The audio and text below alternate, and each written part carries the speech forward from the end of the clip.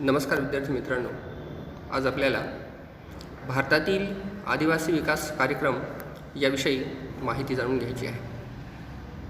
मित्रांनो, भारतीय आदिवासी हे मुळात आजपर्यंत हे उपेक्षित राहिलेले एक असा समाज आहे जो आजपर्यंत उपेक्षित आहे. भारतातील आदिवासींच्या कल्याणासाठी अनेक योजना, अनेक उपक्रम स्वातंत्र्याच्या नंतरच्या काळात हाती घेतले असले तरी या उपक्रमांचा थेट फायदा त्यांना मिळतो आहे, जलदगतीने मिळतो आहे असं म्हणणं आज तरी फारसं योग्य होणार नाही. कारण की इतक्या साऱ्या योजना असून सुद्धा आदिवासी विकासाच्या प्रक्रियेपासून आजही कोस दूर आहेत. मित्रांनो, आदिवासींचा अभ्यास स्वातंत्र्यपूर्व काळात व्हायला सुरुवात झाली, परंतु आदिवासींचे हे प्रॉब्लेम्स आहेत, अशा समस्या आहेत, हे फारसं उजेडात आलेलं नव्हतं. स्वातंत्र्याच्या नंतरही जेव्हा समाजशास्त्र विकसित व्हायला लागलं तेव्हा इतर सगळे प्रश्न समाजशास्त्राच्या समोर होते, परंतु आदिवासींच्या या समस्यांकडे फारसं लक्ष गेलं नाही. मध्यंतरीच्या काळात थोडंसं लक्ष गेलं. असं असलं तरी आदिवासी आणि आदिवासींच्या कल्याणासाठी भारत सरकारने काही केलं नाही असं नाही. परंतु हेही तितकंच खरं की आदिवासींच्या विकासासाठी ज्या काही योजना आखल्या गेल्या ते अगदी प्रामाणिक हेतूने आखल्या गेल्या, परंतु लालफितीच्या या धोरणामुळे या योजना फलद्रूप होऊ शकल्या नाही. आदिवासींच्या विकासासाठी वास्तविक पाहता भारत सरकारने पंचवार्षिक योजनांमधूनच तरतूद केली गेली होती. पहिल्या पंचवार्षिक योजनेत तर अनेक तरतुदी केल्या होत्या, परंतु पहिल्या दुसऱ्या या ज्या पंचवार्षिक योजना हाती घेण्यात आल्या त्यात आदिवासींसाठी विशेष निधी ठेवण्यात आला, विशेष कार्यक्रम असे आखले होते, टार्गेट ठरवून दिला होता. परंतु मनुष्यबळ आणि त्याची कमतरता, इतर अनेक कारणं आदिवासींपर्यंत या योजना पोहोचत नव्हत्या. तर फारसा आदिवासींना फायदा झाला असं म्हणता येत नाही, फायदा झाला नाही असं नाही. परंतु नंतर तरी देखील शासनाच्या असं लक्षात आलं की आदिवासींचा जलद विकास होणं खूप गरजेचं आहे. त्यांच्यामध्ये ज्या समस्या आहेत त्या इतर समुदायापेक्षा त्या खूप जास्त आहेत. त्यांच्यामध्ये अनारोग्याचं प्रमाण आहे, कुपोषणाचं प्रमाण आहे, त्यांच्या स्त्रियांच्या हाल अपेष्टा सुरूच आहेत, त्यांच्या रोजगाराचा प्रश्न आहे, त्यांच्यामध्ये कौशल्य विकास होत नाही आहे, रोजगार त्यांना मिळत नाही आहे, खायला अन्न त्यांना नाही आहे, फळं कंदमुळं आणि इतर जंगली वस्तूंवरच, जंगल संपत्तीवरच आजही ते जीवन जगत आहे. एकीकडे शासनाचा खूप खर्च होतो आहे, परंतु त्याचा फायदा आदिवासींपर्यंत होत नाही, आदिवासींना थेट त्याचा लाभ होत नाही. हे पाहता भारत सरकारने साधारणतः 1904 पर्यंत एकूण 43 विकास कार्यक्रम हाती घेतलेले होते, नाही असं नाही. परंतु नंतरच्या काळामध्ये मी आत्ताच सांगितलं की अतिशय जलद विकास आदिवासींचा घडून येण्यासाठी प्रोफेसर S.C. दुबे हे जे एक समाजशास्त्रज्ञ आहेत यांच्या अध्यक्षतेखाली केंद्र शासनाने, विशेषतः शिक्षण आणि समाज कल्याण मंत्रालयाने एक समिती S.C. दुबे यांच्या अध्यक्षतेखाली, प्रोफेसर S.C. दुबे, श्यामचरण दुबे असं त्यांचं नाव आहे, तर यांच्या अध्यक्षतेखाली एक समिती नेमली. आणि मित्रांनो, ही समिती आज मैलाचा दगड आहे. कारण या समितीने आदिवासींचा अभ्यास केला आणि आदिवासींचा सर्वांगीण आणि जलद गतीने विकास घडवून आणण्यासाठी ट्रायबल सब प्लॅन नावाचे धोरण एक विकसित केले. आणि हे धोरण 1974-72 सालापासून जे अस्तित्वात आले, तर या 72 साली जी समिती नेमली S.C. दुबेंच्या अध्यक्षतेखाली, तर तेव्हापासून हे ट्रायबल सब प्लॅन नावाचे धोरण आहे आणि हे आजतागायत सुरू आहे. म्हणजे याच धोरणाच्या अंतर्गत आज आदिवासींचा विकास घडवून आणला जातो. हे धोरण आज जसंच तसं आहे असं म्हणता येत नाही. मध्यंतरीच्या काळामध्ये नवीन परिस्थिती पाहता, वस्तुस्थिती पाहता या धोरणामध्ये अनेक बदल घडवून आणले आहेत.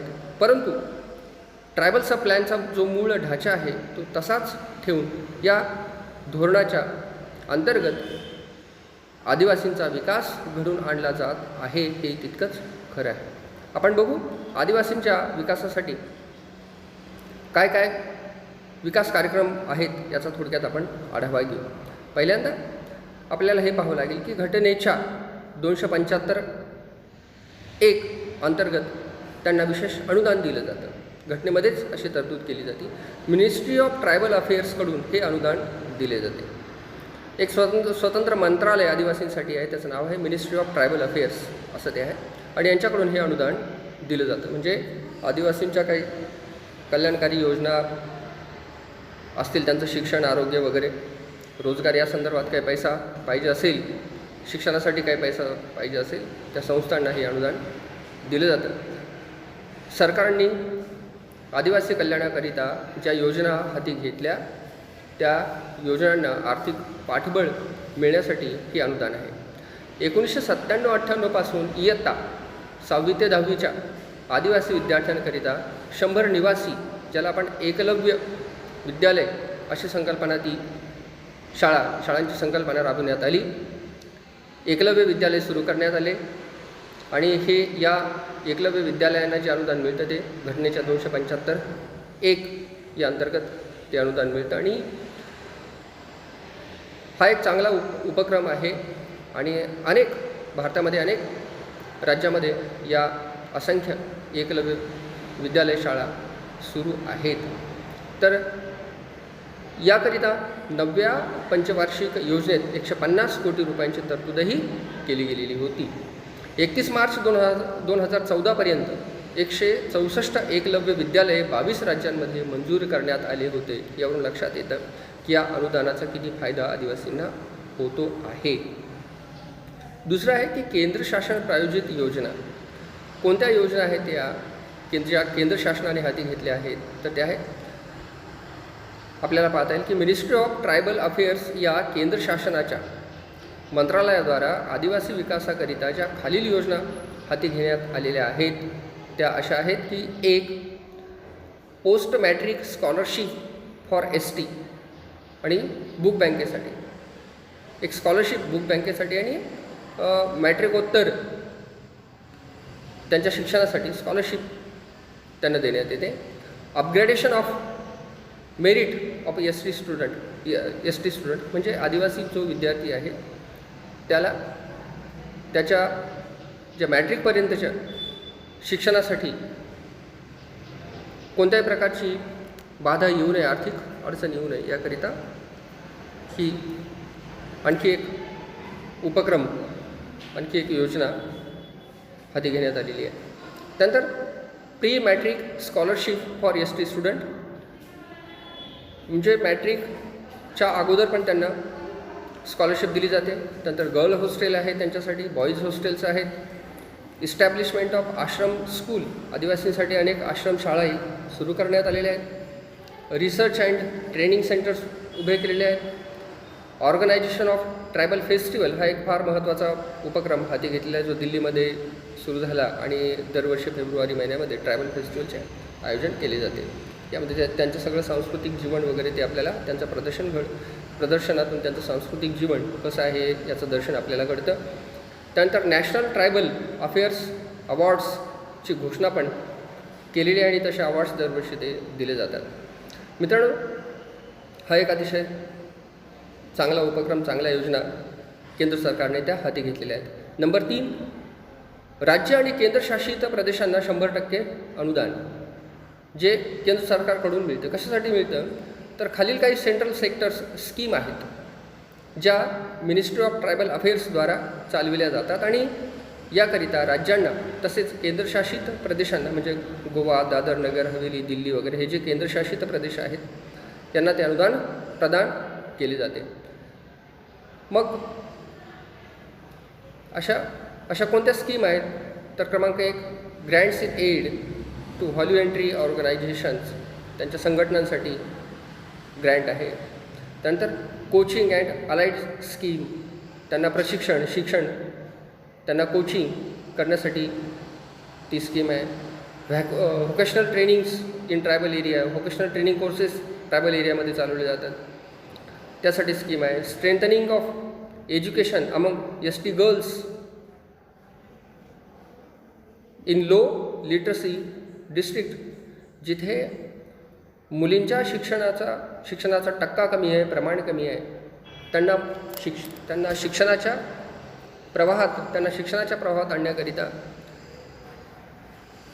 शैक्षणिकदृष्ट्या त्यांचं सशक्तीकरण करण्याकरिता पण एक स्कीम शासनाने हाती घेतलेली आहे. त्यानंतर market development of tribal products, आदिवासी जंगल संपत्तीतून जे काही उत्पादन घेतात, मध असेल, फळं, कंदमुळं, आणखी इतर काही लाकूड, फाटा, आणखी बांबू वगैरे सारखं जर काही असेल तर यांच्यासाठी एक मार्केट डेव्हलपमेंट करण्याची पण स्कीम शासनाने हाती घेतलेली आहे. Rajiv Gandhi national fellowship for ST student, एक चांगला मेरिटोरियस स्टुडंट असेल तर त्याच्यासाठी राजीव गांधी फेलोशिप पण मिळते. नॅशनल ओव्हरसीज स्कॉलरशिप स्कीम, एखाद्या आदिवासी विद्यार्थ्याला बाहेरच्या देशामध्ये जर शिक्षण घेण्यासाठी जायचं असेल तर निधी कमी पडू नये, अडचण येऊ नये म्हणून सुद्धा एक नॅशनल ओव्हरसीज स्कॉलरशिप स्कीम शासनातर्फे ती चालवली जाते. यासारख्या योजना ज्या राज्य सरकाराद्वारा राबविल्या जातात, या योजना राबविताना राज्यावर कोणत्याही अतिरिक्त खर्चाचा बोजा पडत नाही, कारण 100% ते अनुदान आहे. नंबर 4, शिक्षण संबंधित योजना. आता काय आहे ते आपण पाहू. 2007-08 पासून top class education for ST student ही योजना सुरू झाली. या योजनेअंतर्गत गुणवत्ताधारकाला पुढील उच्च शिक्षणासाठी अनेक आर्थिक तरतुदी आहेत. या योजनेसोबतच vocational training centres in tribal areas revised in 2009, म्हणजे व्होकेशनल ट्रेनिंग सेंटर्स पण तिथे चालवले जातात आणि वेळोवेळी ते रिवाईज पण ह्या सगळ्या स्कीम होतात. जसे 2009ला vocational training scheme, training centres in tribal area जी काही स्कीम आहे तर ती एक रिवाईज झाली 2009साठी.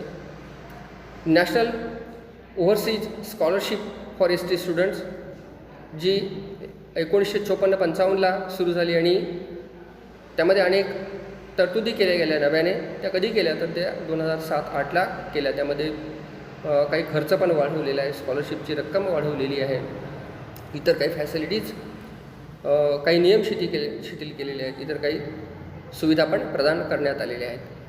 तर त्यानंतर post matric scholarship for ST students, त्यानंतर प्री मॅट्रिक स्कॉलरशिप वगैरे योजना आदिवासींच्या शिक्षणाकरिता आहे. म्हणजे एकूणच आदिवासींचे जे मुलं आहेत ते शिक्षणाच्या प्रवाहात टिकून राहावेत, आर्थिक अडचणी त्यांना येऊ नये, त्यांना त्यांच्या कौशल्यावर आधारित शिक्षण घेता यावं, याकरिता अनेक स्कीम्स शासन चालवित आहे. पुढे आहे क्रमांक 5, प्रधानमंत्री वन धन योजना. तर हे वनधन काय आहे हे आपण पाहू. आदिवासींमध्ये उद्योजकतेचे जे प्रमाण आहे ते खूप कमी आहे.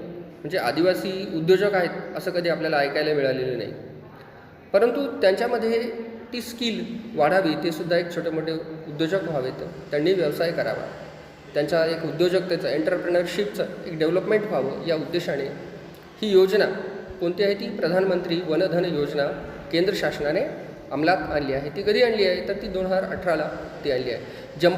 जी जंगल संपत्ती आहे ज्याला आपण वनसंपत्ती म्हणतो, जसं सागर संपत्ती असते पाण्याची, तशी जंगल संपत्ती पण असते. तिचं जतन करून त्याद्वारे मिळणाऱ्या उत्पादनात वाढ करणे हा उद्देश आहे आणि आर्थिक क्रियांमध्ये वृद्धी घडवून आणण्यात आदिवासींच्या पारंपरिक ज्ञान कौशल्याचा आधार घेणे.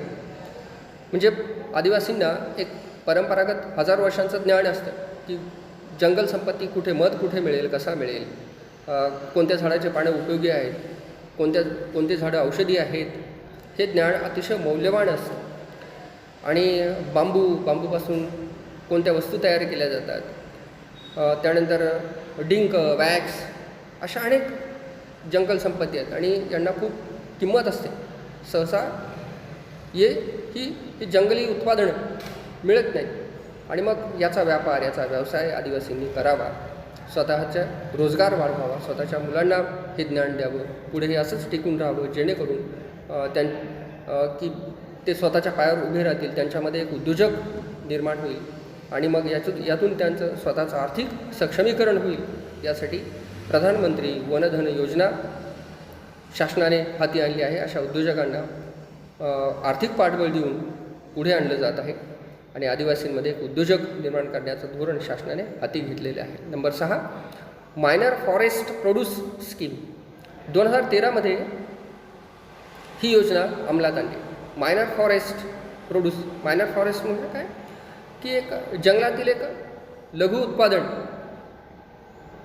उत्पादनाची ती योजना आहे. आता कोणती आहे की 2013मध्ये ही योजना हाती आणलेली आहे, हाती घेतली आहे. जवळपास 49 अशा वनसंपत्तीतून प्राप्त झालेल्या पदार्थांचा या योजनेमध्ये समावेश आहे. म्हणजे जंगलातून मिळणारी जी काही उत्पादन आहे त्यांचा समावेश या योजनेमध्ये आहे.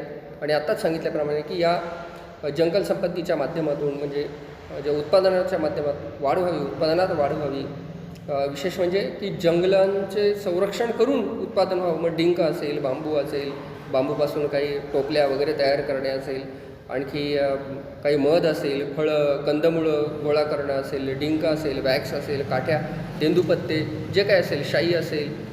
तर या अशा 49 वनसंपत्तीतून 49 स्वरूपाचे जे काही पदार्थ आहेत, तर या पदार्थांमध्ये हे पदार्थ यात येतात आणि किमान आधारभूत किंमत या पदार्थांना शासनाने आता लावलेली आहे. म्हणजे एक विशिष्ट अशी रक्कम ती मिळणारच खात्रीने त्या विशिष्ट पदार्थाला, त्या आदिवासीला शासन देणारच. त्याच्या खाली किंमत पाडून ती वस्तू खरेदी केली जाणार नाही आणि बाजाराची ती मागणी पाहून आणखी त्या किमतीमध्ये वाढ होईल की जेणेकरून आदिवासींना त्याचा जास्त आर्थिक फायदा होईल.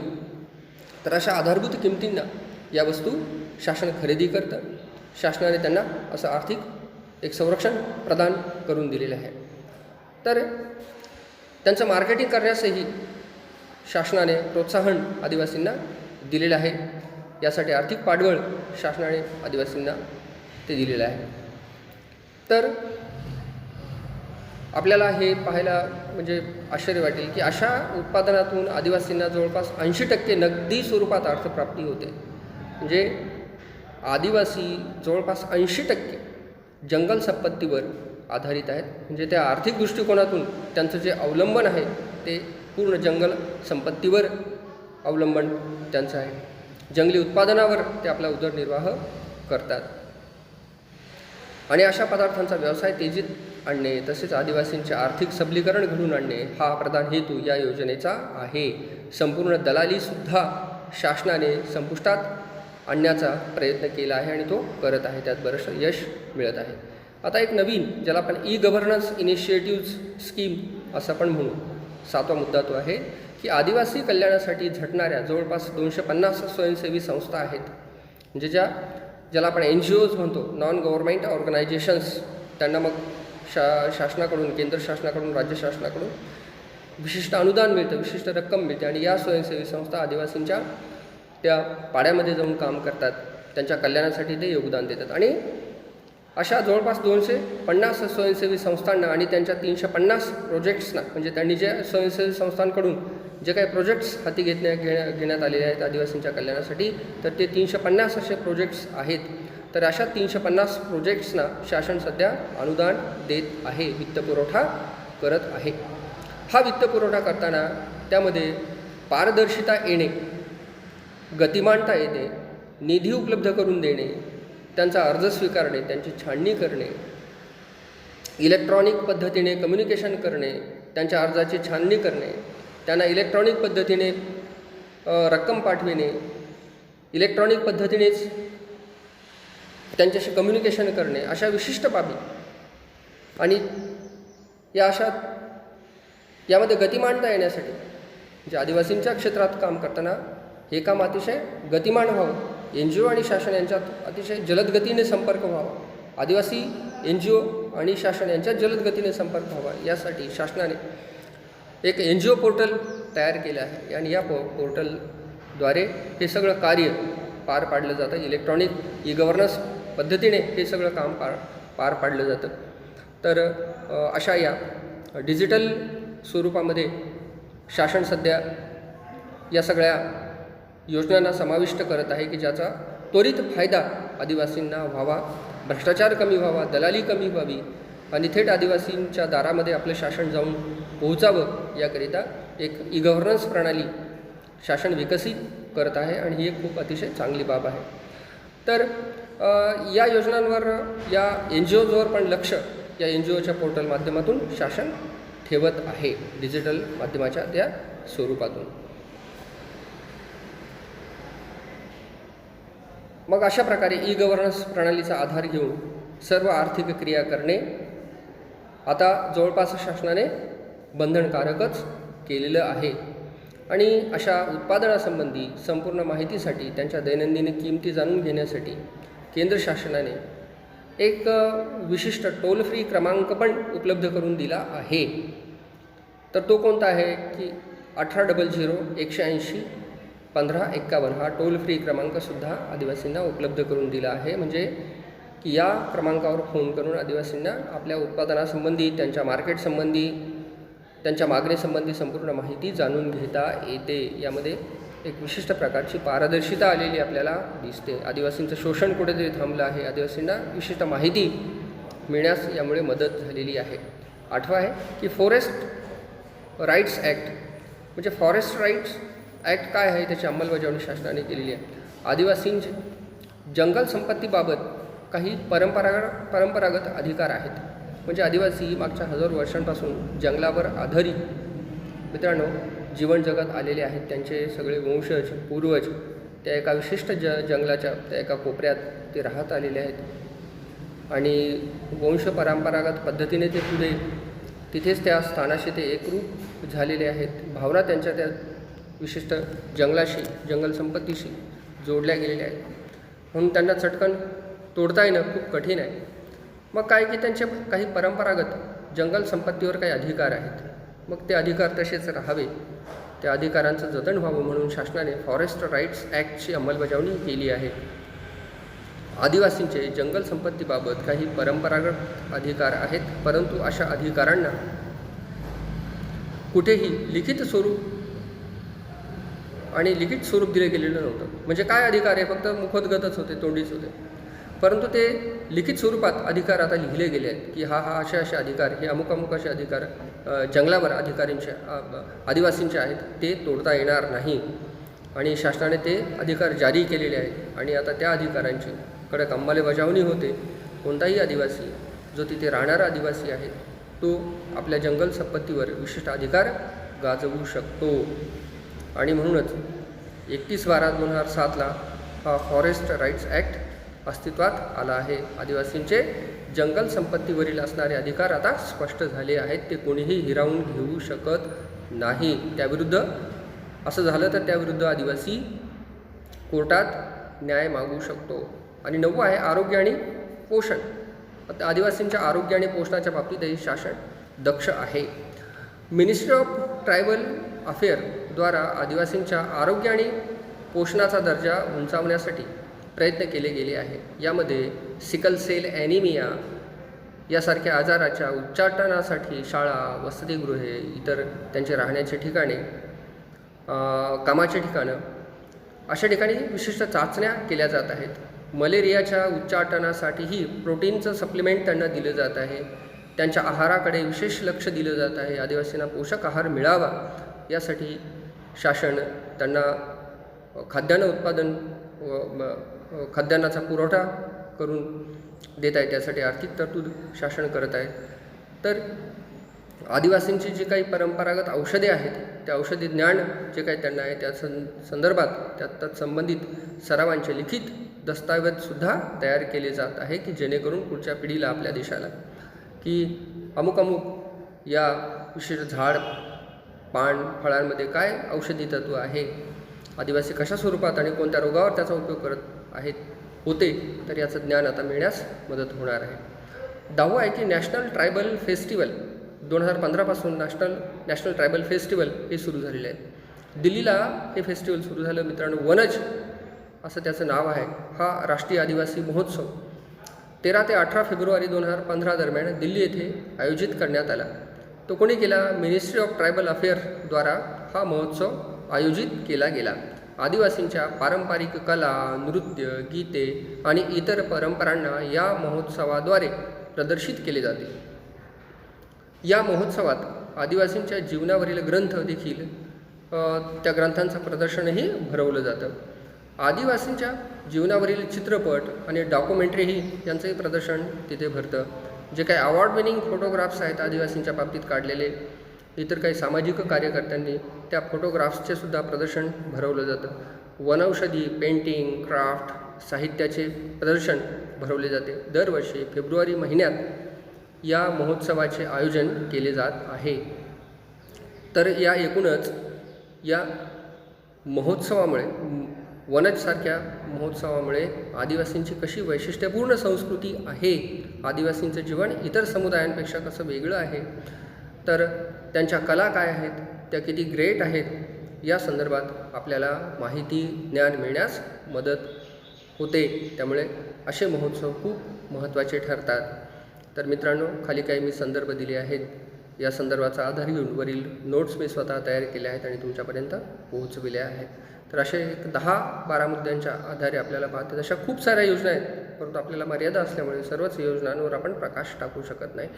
थोडक्यात आणि सारांश रूपात असं म्हणता येईल की आदिवासींच्या सर्वांगीण विकासासाठी शासनाने अनेक योजना हाती घेतल्या आहेत आणि या योजनांमध्ये काळानुरूप बदल घडवून आणून आदिवासींचा विकास घडवून आणण्याचा सकल प्रयत्न आता आपल्याला होताना दिसत आहे. थँक्यू.